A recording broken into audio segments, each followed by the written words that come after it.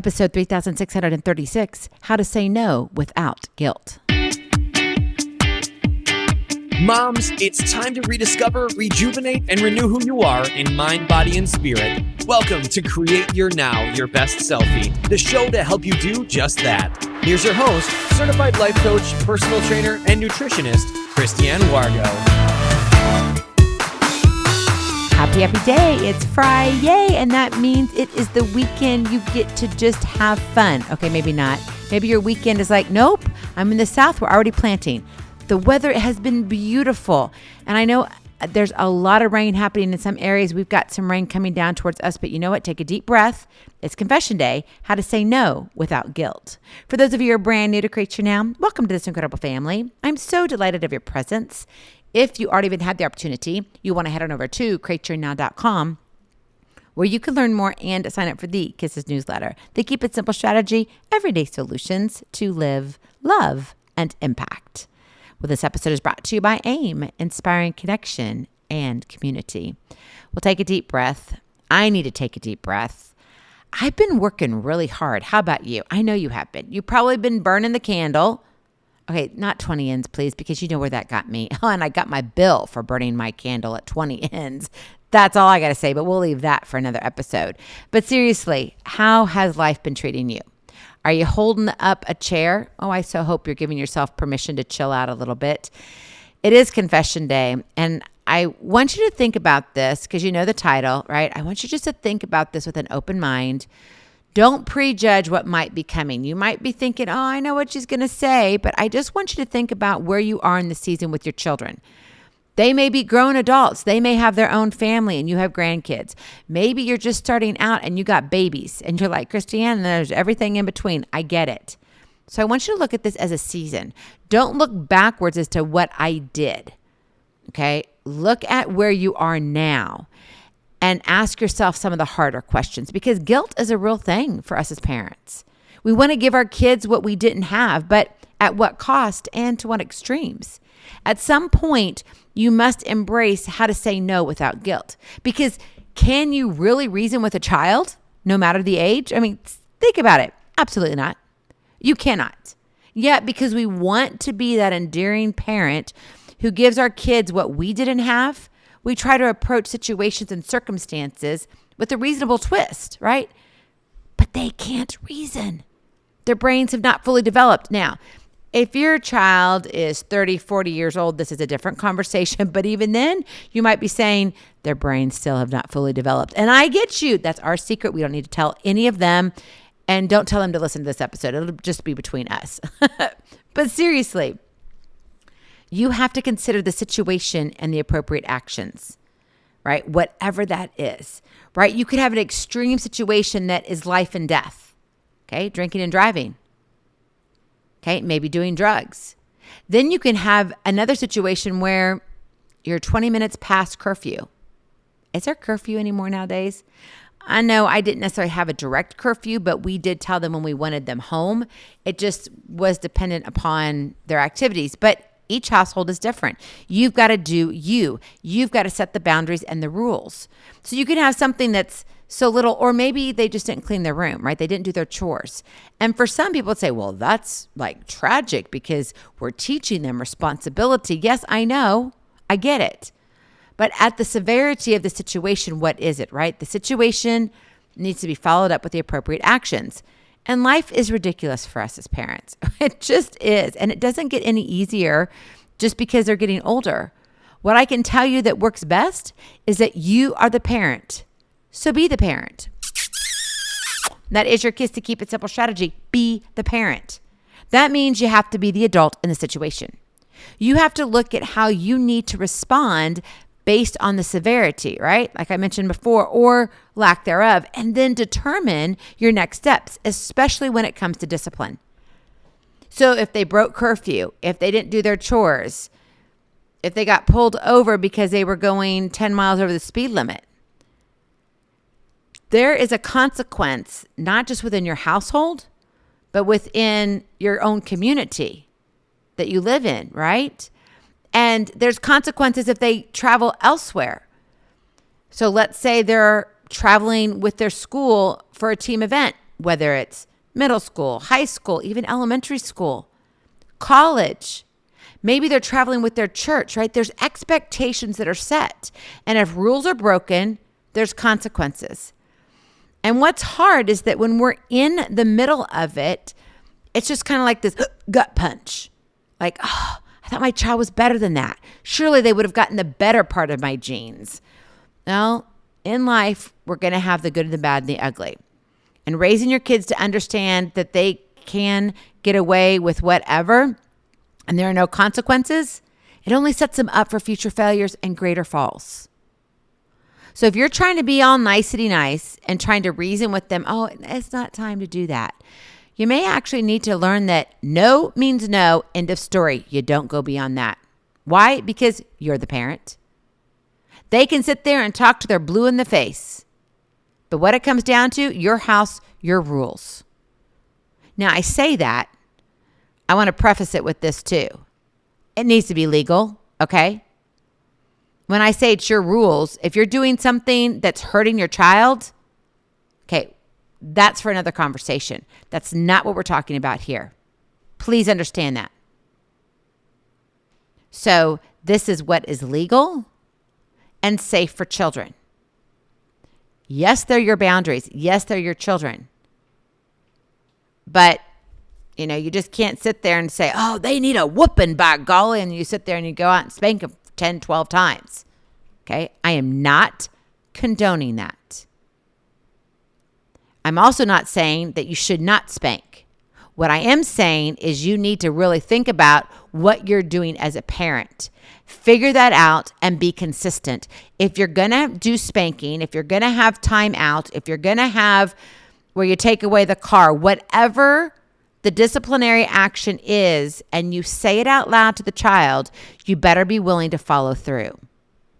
So don't say, oh, I'm going to give you a whipping if you ever do that. That's not appropriate. Because what does that really mean?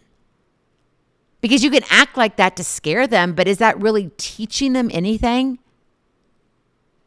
We've got to understand that words have power. And we just can't be flippant with our statements and what comes out of our mouth. So we really have got to be strategic in how we parent. And I know most of us are not sitting around on a Friday going, I need to think about how I parent. How do I really discipline? Let's go and have a conversation and have a date night and talk about our disciplinary actions with our children. Now, I will say this. Sometimes we need to sit down as parents and absolutely do that. But I know right now you're probably not doing that. You might be on your way taking your kids to their game tonight. Fabulous. But when it comes to that time and you're in a season that they are just pushing your buttons and they're trying to do everything that they want to do and they're not willing to lean into your boundaries, they want their boundaries, there's a big difference. You got to buckle down and be the parent. You were given your children to raise them up to be productive human beings, not to be their best friend. If you get nothing out of this but that's your golden nugget. You need to be their parent, not their best friend. Plus, you're not grandma and grandpa. I'm just saying. They've earned the right to spoil your kiddos. You have the right to discipline. So be the parent. So what does it look like in real life? How can you be the parent so you don't have to feel guilty when you say no? Number one, examine the situation for what it is. There's nothing worse than overreacting. So instead of being overly dramatic and monstrous in your reaction, like where you go, roar, you just turn into this mean monster, right? No, don't go off the handle. Take a deep breath and see the situation. Don't read into the what ifs. Gather the facts and know the potential fallout or what did happen. So long as everyone is safe, that is what counts first. Then take the next step. So maybe you get that phone call in the middle of the night that you don't want to get, and your child's been in a car accident, and maybe they're the ones actually at fault. Maybe they ran a stop sign. No one got hurt. That's ultimately the first thing that matters. Number two, now it's time for the lesson. So when you are having those conversations, You really have got to be strategic, like I mentioned before.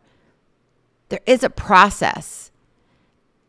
Because if you get that phone call and your child's been in an accident, but they're in the hospital, you're not probably going to go and be mad at them initially. Assuming everything comes out okay in the end, there might be some few bills that have to be worked off, things like that. But so long as it's not the other side called death, then you can be grateful and then parent. So that's why it's very important to examine the situation for what it is. Don't be over dramatic, and also don't undermine it like, oh, it really wasn't that big of a deal. Maybe it really was. Also, let me just throw this tidbit in here too. You may have a child that is absolutely wonderful, would not do anything to break your boundaries, the laws of the community, et cetera, et cetera. And all of a sudden, you've noticed just a few things are starting to pop up. You may need to dig a little bit deeper to see what really is going on. Because when our kids begin to push our buttons, it's a really good indication that something else is up. Maybe they're struggling in school. Maybe they're being bullied, or maybe somebody's actually threatened them. And nowadays, threatening, there's a whole slew of what that looks like, right? It can be, oh, well, I'm going to come get you after school. Or it could be something with an object that's not appropriate at all. I won't mention those objects. You're smart. You can figure it out, what I'm trying to say. We've got to be careful on how we talk about these things because, yes, there are bots that go through and scam all of this stuff. And they're like, oh, if we're talking about this and condoning this, then we're not. We're penalized, and they can actually just shut down not only the episode, but even us. So it's very important. So use your brain here. And you can understand that, we can just have it to where, oh, I'm going to get you, or I'm going to be following you after school and I'll see you on the playground if they're like 5 and 6 years old. Or it can be even worse, where there's an object involved. A lot of times our kids are acting out for attention. And we don't want to give them the wrong attention, but as parents, we need to be paying attention. And so if you're kind of in a season where there's a lot of things happening, maybe you have multiple kids, nothing wrong with that. But maybe one child has gotten more of your attention than the other one, and the other one's like, oh, well, they don't really care. I'm just going to go out and do whatever I want to do. And maybe that's when things start to pop up. They end up in the principal's office. They get a strike on the report card, whatever it is. Pay attention. And it doesn't have to be in high school. We can be talking about college. Right? Think about it, because it is our responsibility as parents. Now, we do not control their actions, okay? That is one thing to understand. So don't carry that guilt with you. But when you're doing what you need to do as a parent, then you can breathe and, in my opinion, be on your knees and you'll get through. Somehow you make it through. I don't know. I'm still wondering at times. I'm like, Lord, I can't do this alone. So, number one, examine the situation for what it is. All right? You don't want to over-exaggerate it, and you also don't want to undermine it either. Number two, choose your words wisely. When we are pushed to the limits and stressed without preparation, which usually that's why we call it stress, because we're stressed because we're not prepared, right? It's easy to jump into survival mode. Yet, being a parent requires regulated and calculated conversations. If it can wait until morning, assuming the incident happens at night, which for a lot of things, that's what happens to our kiddos, then maybe that would be better for all involved. However, if the situation calls for a quote unquote 911 response by you, then think before you open your mouth. Otherwise, it might end up being a foot in the mouth moment. Not good. So you got to choose your words wisely. And you probably can think back to a few times that you've had conversations with your kiddos and you're like, gosh, darn it, I wish I could take that back. And yes, you can always say you're sorry, I shouldn't say that. But when we're in the moment, those moments are poignant. And they're indelible moments, unfortunately. and it's hard to erase those moments when it happens. So as best as you can, know the power and understand the power of words and choose them wisely. And then finally, number 3, know the lesson they need to learn. If you can approach the circumstance with the knowledge of what they need to get out of the mess, that will bring a sense of balance to a stressful situation. And you're like, Christiane, balance and stress doesn't make sense. No, it doesn't, but it is. It allows you to calm your blood pressure and your heart rate. It allows you to breathe a little bit easier going, okay, they're alive. Breathe. Yes, what they did was totally wrong. Breathe. But now let's approach them. We got to love them where they're at. And now what's the lesson I need to teach them? Okay, gather your thoughts. Oh, wait, I'm just beyond. Nope, let's just have them go to bed. We will talk about it in the morning. Now, in some circumstances, you got to talk about it right then. Because if it's something like drinking and driving and the police is involved, they might be at a point of arrest. So again, you have to really assess the situation. And then you can prepare how you want to lead them into making a wiser decision so they don't make the same mistake again. That's the key, right? We don't want them to rinse and repeat the bad things. We want them to rinse and repeat the good things, right? We want those good genes for them, not the bad ones. And certainly, I cannot stress this enough. I cannot. And I've said it, I think, already 4 or 5 times, but I'm going to say it again. You've got to survey the situation. But also, don't be afraid to be firm. Sometimes our kids need to just hear the word no firmly, and that's it, nothing else. Nope, I'm mom. But why? Nope. The answer is no. No, no, and no. Life is precious, and so are your children. Teaching them the way to go is one of the greatest responsibilities that we have as parents. Yes, we want our kiddos to have what we didn't have, but don't let them make the same mistakes you did. We get to break the generational mishaps and mistakes and make life more meaningful for them. I mean, who wants to continue stuff that isn't good? Our parents did the best that they could. And as time goes on, we get to do better. And giving that incredible gift to your child allows you to say no without guilt. Is it easy? No. But it can be done. I want you to have a blessed weekend. Enjoy your family. Get out if it's not raining cats and dogs outside. Have some fresh air because you know what? Spring is around the corner, and so is St. Patrick's Day. All right, we'll talk to you soon. Go in peace. Be present. Be incredible. Be you. I love you so very much. I cannot wait to see you on the other side. Blessings, hugs, and lots of love. We'll talk to you real soon. Have a glorious, blessed weekend. Bye-bye. Feeling inspired, ready to train for life and love your journey? Visit createyournow.com for more incredible resources to help you along the way. We'll see you next time on Create Your Now, Your Best Selfie. And remember, always be sure you consult your physician before beginning any health and fitness plan.